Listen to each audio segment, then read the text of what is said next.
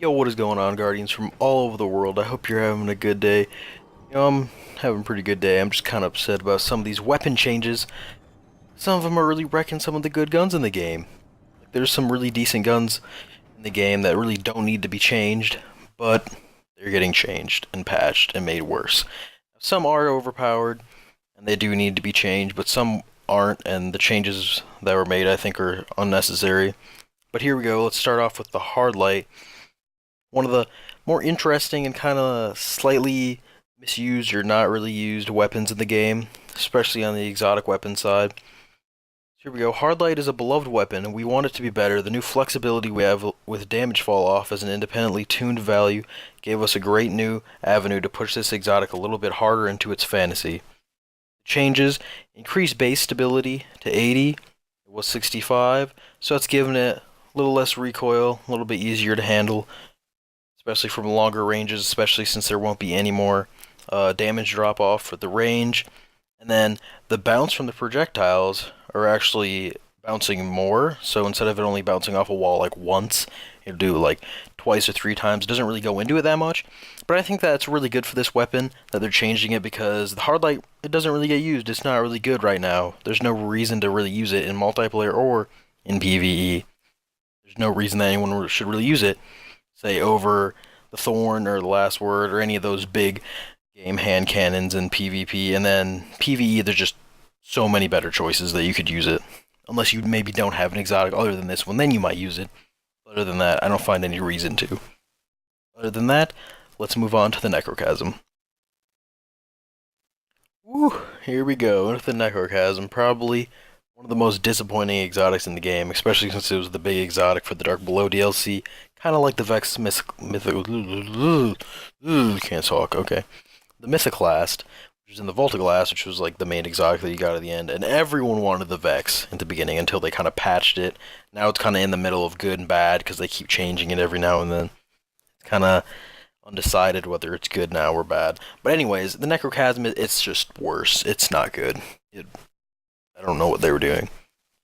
But there's a multiple quests you have to do to get it in the first place. You start out with the Husk of the Pit, then the Eidolon Ally, and you got to get a ton of kills with the Eidolon Ally to get it, and then you got to get the Crux of Crota, and it's just a big deal to get this weapon, and I really don't think that it should have been that much of a deal to get this weapon at its current state, but the update does sound like it's going to be good, and here's what they said. We've heard the resounding feedback for Necrochasm. Not only has this weapon been considered a weak reward for the monumental effort it takes to acquire it, like I've said with the quest thing, the base architect happened to be tuned down with 1.1.1 at almost the exact same time it became available. The following changes combined with the auto rifle base changes have made a positive impact in internal and external playtests.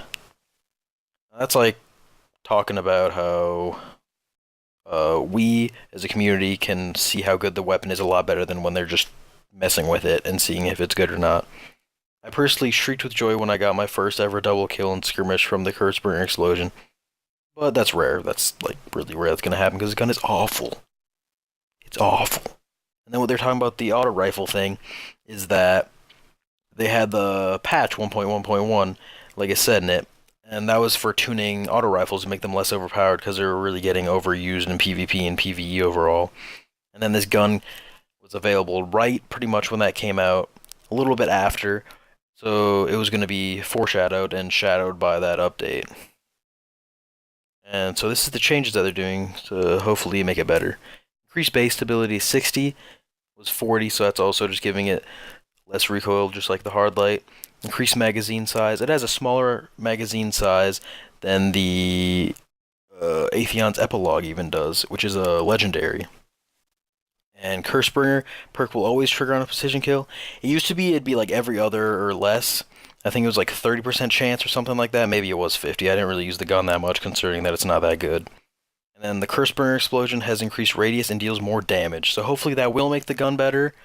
And hopefully you should bring it up enough to compete with the Vex, maybe even with the Voltaglass exotic. Who knows? Let's get into the last word. They're patching this beast of a weapon, the last word. I'm feeling like its days of duty are over. It's not going to be as good as it once was. I don't think it's ever going to be as good. Because this thing used to wreck. But not anymore. Not after the update. So use it while you still can. Everyone that uses it, because I know there's some really good people with it. I am not one of them. I do good with it in Control. Not Trials or anything like that. I just miss my shots way too much. I just usually pick people off from afar. And they're patching its range, so you can't do that anymore.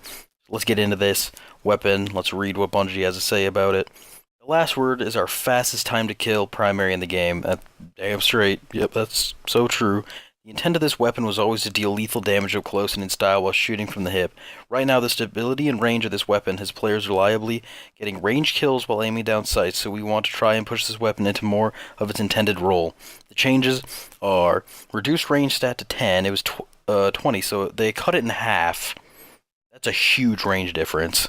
And then reduced stability to 20 was 30. That's going to be a lot more recoil as well. Reduce effective range while in ADS.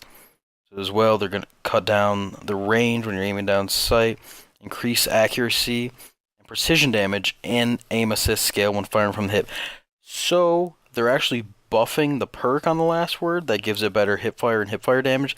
So I mean, if you're really good at hipfiring, it'll probably won't do anything. If you only hipfire with this weapon, it'll probably be about the same as it is right now, maybe even a little better, but that's only hipfiring. And then fix bugs with hipfire damage bonus applying incorrectly. That's usually where you'd aim down sight really fast and shoot, and it'd think you're hipfiring, because you just barely aim down sight, so it'll give you that bonus one-hit headshot. And that was really annoying.